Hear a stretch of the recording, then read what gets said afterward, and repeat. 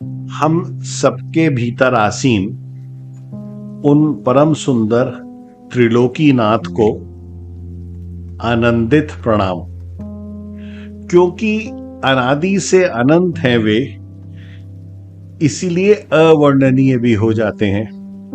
अब समस्या ये है कि अपनी मंद बुद्धि से वो भी सीमित शब्दों के ज्ञान का प्रयोग कैसे करूं कि उनके विषय में कुछ कहूं। पर क्षमा याचना करते हुए कह देता हूं, क्योंकि पुनः पुनः कहना निरर्थक होगा। तो एक ही बार में अपने जीवन के परम सत्य को उजागर कर दूं कि मेरा हर श्वास, हर क्षण, संपूर्ण अस्तित्व बस उन्हीं की कृपा पर निर्भर था, है और रहेगा। इससे पहले कि हम सत्संग को प्रारंभ करें, एक बात कहना चाहता हूं कि मेरा सत्संग का अर्थ यह बिल्कुल नहीं है कि हम सामूहिक प्रार्थना करें, एकत्रित हो भजन करें। ये तो निजी चयन होता है।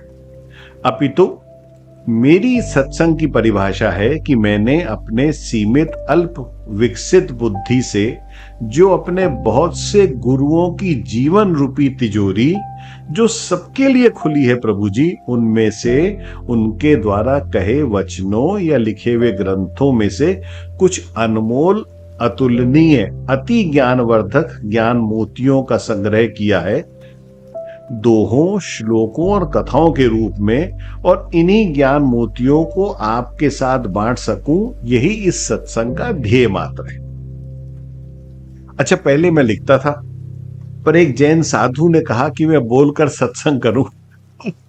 साधुओं की बात मान लेनी चाहिए, तो इसलिए बोल रहा हूं। यह सत्संग कदापि आपके लिए लाभदायक हो सकता है, पारिवारिक जीवन में, सामाजिक जीवन में, धार्मिक और आध्यात्मिक में भी। कैसे? ज्ञान और अज्ञान से परिचय कराने के लिए, जीवन के अर्थ अनर्थ को विचारों की तुला पर तोलने के लिए, धर्म अधर्म के भेद को संज्ञान में लेने के लिए। और इन्हीं ज्ञान मोतियों की आचरण रूपी माला अगर हम धारण करें तो कदापि भव सागर को सहजता से पार कर सकते हैं।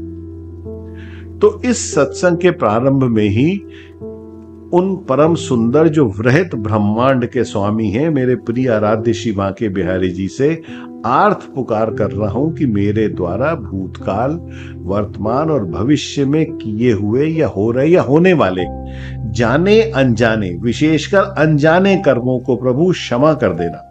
पर इस प्रार्थना का अर्थ ये बिल्कुल भी नहीं है कि मैं अपनी प्रार्थना रूपी पेमेंट देकर उनसे क्षमा की इंश्योरेंस पॉलिसी खरीद रहा हूं।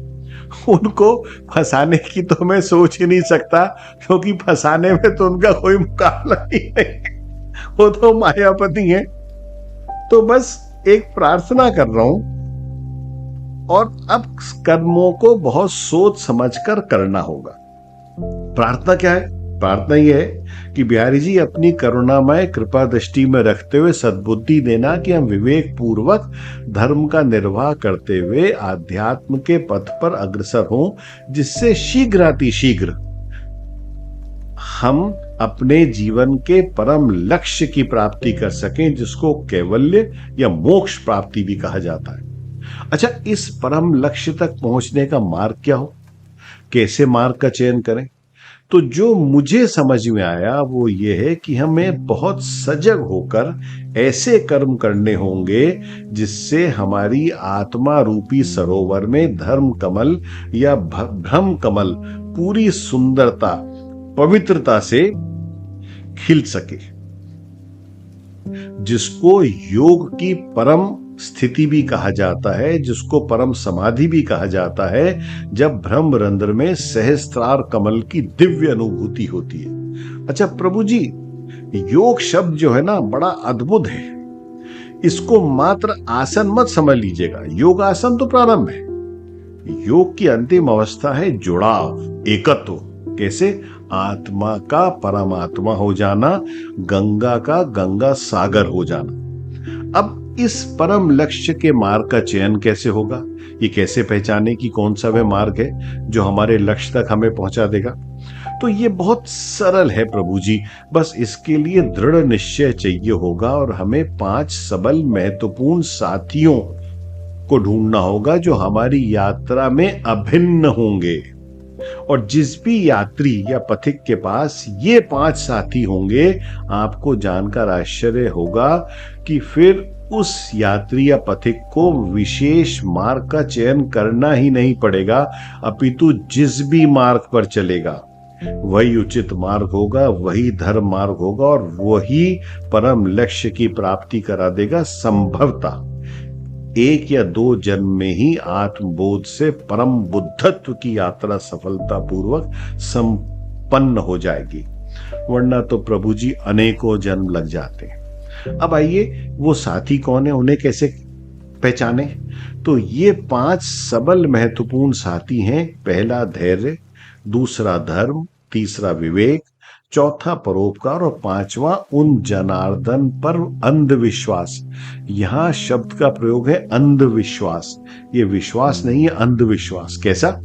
जैसा बालक प्रहलाद का था भगवान विष्णु पर, जैसा बालक ध्रुव का था ओम नमो भगवते वासुदेवाय मंत्र पर, जैसा चैतन्य महाप्रभु का था जगन्नाथ पर, जैसा नरसिंह मेहता का था सांवले सेठ द्वारकाधीश पर, संत तुकाराम का था विठोबा पर, मीराबाई का था गिरधर गोपाल पर, तुलसीदास जी का था मर्यादा पुरुषोत्तम श्री राम पर, और सूरदास जी का था उन प्यारे मीठे झूठे माखन चोर पर, नानक का था एक ओंकार सतनाम पर, और रामकृष्ण परमहंस का था मां काली पर। अच्छा, ऐसे ही इसी श्रेणी में और बहुत से भक्त हैं जिन पे समय समय पे चर्चा होगी, पर जैसा प्रिय आराध्य संत तुलसीदास जी ने कहा कि करत करत अभ्यास के जड़मती होत सुजान। अच्छा, यहां कहना चाहूंगा कि जड़मती मैं हूं, मूर्ख मैं हूं, आप नहीं। तो शुरू शुरू में समस्या होगी, पर अंधविश्वास करना ही होगा। मुझे अपने स्वयं का परिचय इसलिए देना चाहिए क्योंकि मेरे बिहारी जी साक्षी हैं जिनमें मेरी रुचि है कि मैंने सत्संग के पूर्व ही सब बता दिया कि मेरे साथ भूतकाल में क्या घटित हुआ, जिससे भविष्य में कोई भी धार्मिक जिज्ञासु या आध्यात्मिक पिपासु या कोई ज्ञानी जो इस सत्संग में सम्मिलित होता है, वह कम से कम ये कभी ना कहे या सोचे कि इस सत्संग की आधारशिला असत्य पर या पाखंड पर निर्मित है। नहीं प्रभु जी, ये हो ही नहीं सकता, क्योंकि अगर मैं कुछ भी छुपाता हूं तो मैं मात्र अपने गुरुओं का ही नहीं अपितु धर्म का भी अपराधी बन जाऊंगा, जो मैं होने नहीं दूंगा और जो हो नहीं सकता। वैसे भी वर्तमान में धर्म के नाम पर अधर्म का स्वांग रचने वाले बहुत से संत, बाबा, धार्मिक गुरु आज बंद हैं कई वर्षों से शारीरिक शोषण से लेकर आर्थिक शोषण के अपराध में। अच्छा, हम समस्या ये है कि धर्म को समझते हैं तीर्थ यात्रा, मंदिर जाना, व्रत उपवास करना, पूजा पाठ या कथा या सत्संग। अच्छा, ये सब क्यों करते हैं? क्योंकि हमें अपने दुखों की समाप्ति चाहिए या इच्छा पूर्ति के लिए अथवा मानसिक शांति के लिए। ये सब बाहरी सुख की कामना है, भीतरी सुख की नहीं। और ये सब इसीलिए होता है कि ना तो हम ज्ञान को समझते हैं, ना ही अज्ञान को, ना धर्म को जान पाए, ना ही अधर्म को, और सबसे सबसे सबसे महत्वपूर्ण कि हम ना तो भ्रम से परिचित हैं और ना ही भ्रम से। ब्रा से ब्राह्मण, भ्रा से भ्रांति। तो ये जो ब्रा और भ्रा का भेद है, ये हमें निरंतर मृग तृष्णा, माया, भ्रांति, मिथ्या के चक्रव्यूह से निकलने ही नहीं देता, और एक जन्म बेकार हो जाता है, और ऐसे ही जन्म बेकार होते चले जाते हैं क्योंकि हम भ्रम और भ्रम का भेद नहीं कर पाते। अब मुझे अपना परिचय देना है, पर पहले परिचय से फंस रहा हूं कि मैं अपना नाम कैसे बताऊं, क्योंकि ये जो मैं है इससे तो मैं अपरिचित हूं, अनभिज्ञ हूं, मैं तो पहचानता ही नहीं, जानता ही नहीं। इस भूलोक पर इस जन्म में आने से पहले ये मैं, ये जो सो कॉल्ड मैं है, ये मैं, ये कहां था, ये वहां क्यों था, क्यों इसका जन्म हुआ, ये योनि क्यों मिली मुझे, ये देश, ये काल, ये संप्रदाय, ये परिवार, ये रंग, ये रूप क्यों मिला, खैर, कब इस जन्म से मुक्ति मिलेगी, किन परिस्थिति में मिलेगी, कहां जाऊंगा यहां से, ना भीतर जाने का मार्ग मिला, ना भीतर आसीन उन परम सुंदर का भास हुआ। बस एक ही ज्ञान की प्राप्ति हुई कि इस शरीर जिसको धारण किया है, इसको संजीव त्यागी या कुछ लोग जूली त्यागी के नाम से भी जानते हैं, जो यथार्थ में एक असहाय, एक अशक्त, एक अयोग्य, एक अपरिपक्व जीव है, जो निरंतर उन अनाथ नाथ की शरण में है। दूसरा परिचय है कि लगभग 40 वर्षों से वे परम सुंदर हर महीने अपने श्रीधाम वृंदावन बुलाकर दर्शन देते आ रहे हैं। बस कोविड काल के 5 या 6 महीने में बिहारी जी के मंदिर के द्वार बंद रहे, पर जैसे ही खुले मैं पुनः दौड़ पड़ा, क्योंकि हमें और नहीं और उन्हें ठौर नहीं, कैसे बचेंगे मुझसे। जब से जन्म हुआ है आज तक हमारा संयुक्त शाकाहारी परिवार है। मेरी आयु 67 वर्ष की है। माँ और पिता अब शरीर छोड़ घर के मंदिर और हमारे हृदय में वास करते हैं। पिताजी को भगवद गीता कंठस्थ थी, शास्त्रों के ज्ञाता थे। जैसे गंगा का अवतरण हुआ था स्वर्ग से पृथ्वी पर पुण्य के विस्तार के लिए, ठीक उसी प्रकार हमारी मां भगीरथी के रूप में आई हमारे परिवार में। मां शब्द भी अवर्णनीय सार्वभौमिक दृष्टि से एक ही है। बड़े भाई डॉक्टर हैं, अद्भुत प्रतिभा है और परिवार के प्रति अभूतपूर्व त्याग किया है। मेरी धर्मपत्नी विष्णु पगा के रूप में आई है मेरे जीवन में। निर्मलता, सहजता एवं परिवार की एकता रखने में उनका योगदान भी शब्दों से परे है। हम 3 भाई धर्मपत्नी सहित, हमारे बच्चे, बेटा, बहू जो निश्चल स्वभाव के हैं, पोते सहित सब एक ही घर में रहते हैं। एक ही रसोई है, एक ही आय और व्यय का भी स्रोत है। वैसे आय अब अच्छे संस्कार और पुण्य की बात ही कम होती जा रही है, और ये जो खर्चा है ना, ये पाप और महंगाई की तरह बढ़ता जा रहा है। अंतिम परिचय अति महत्वपूर्ण है, और वो है उस पीड़ा का वर्णन करना जिसके कारण इस सत्संग का उद्गम हुआ, या जो इस सत्संग का मूल कारण बना। लगभग 1 दशक पूर्व अचानक एक दिन एक सामाजिक पीड़ादायक घटना घटी हमारे परिवार पर।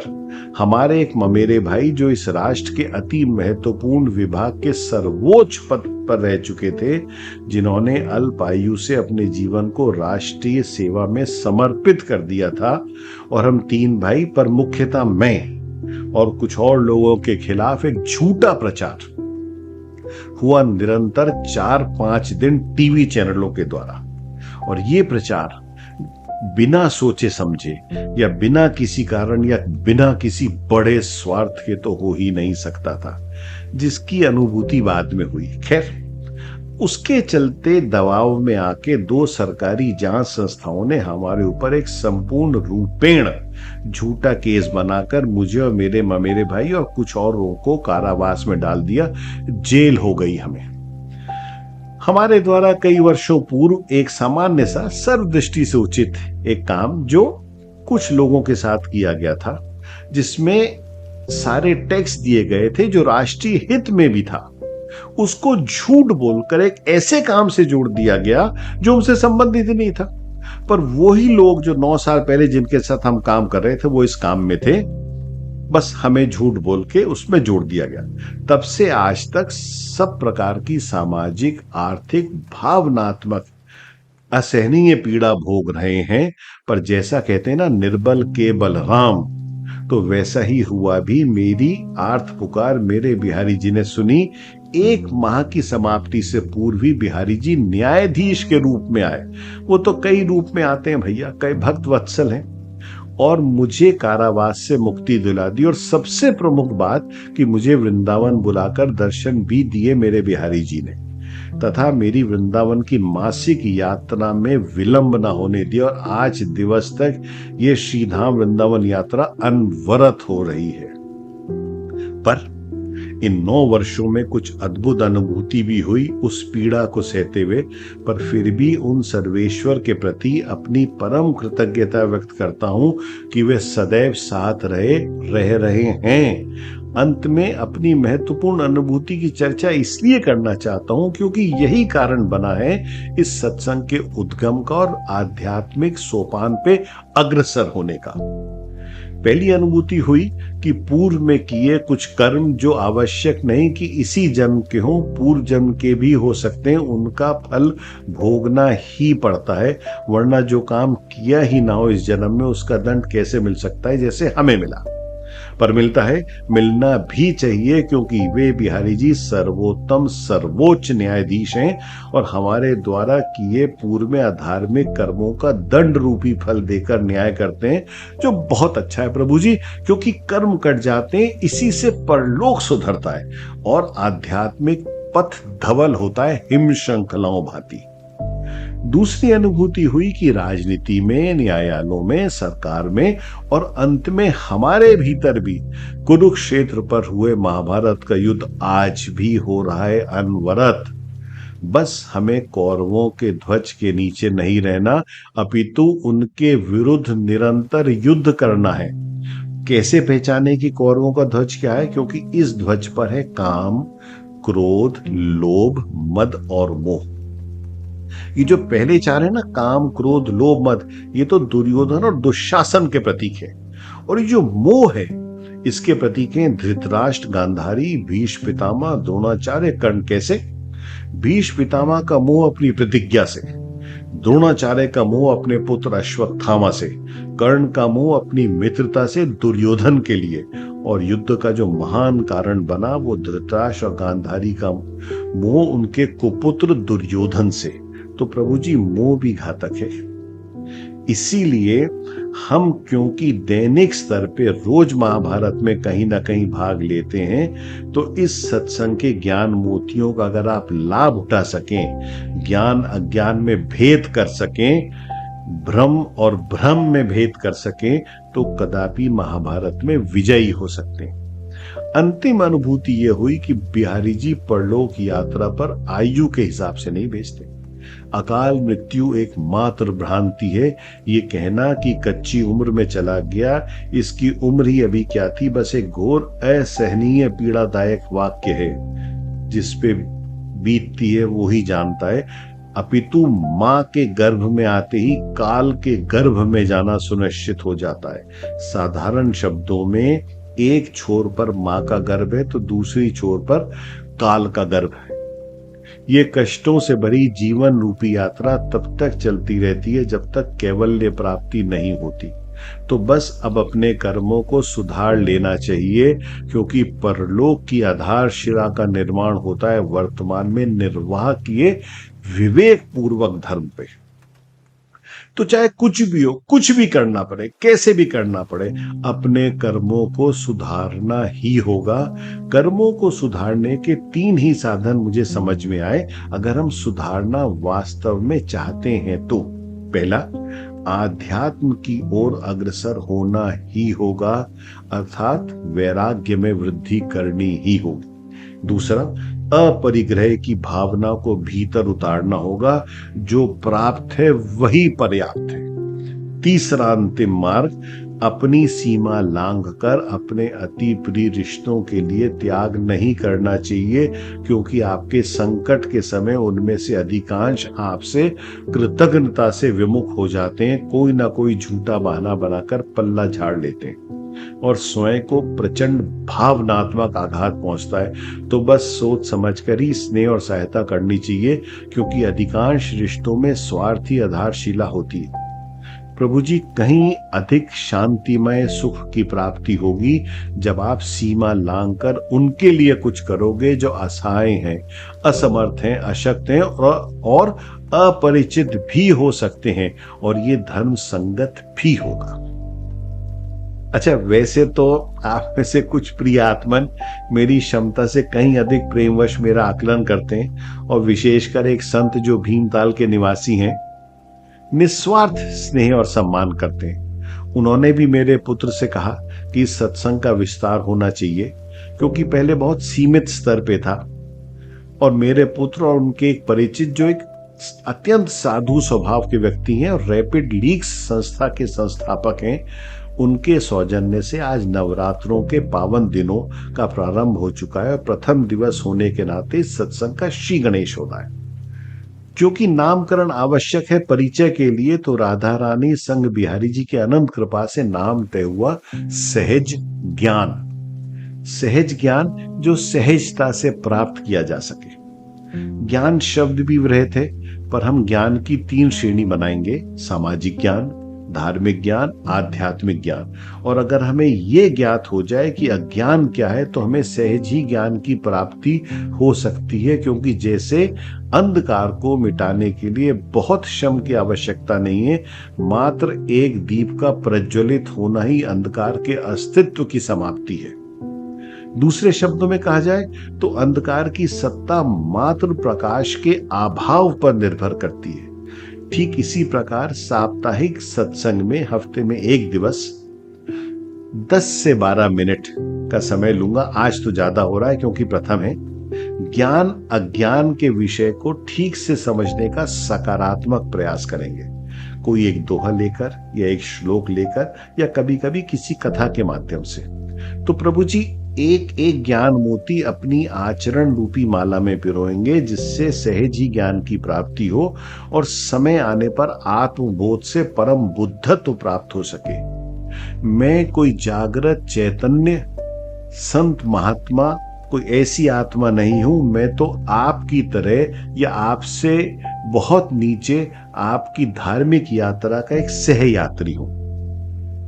आज के दिवस की समाप्ति से पूर्व अपने जीवन के एक बहुत सुंदर, बहुत महत्वपूर्ण श्लोक जो असाधारण है उससे कर रहा हूं, जिस पर चर्चा अगले सहज ज्ञान की यात्रा में होगी।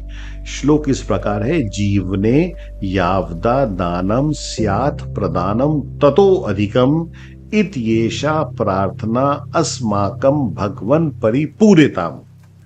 जय हो श्री राधा प्रिय बिहारी जी की।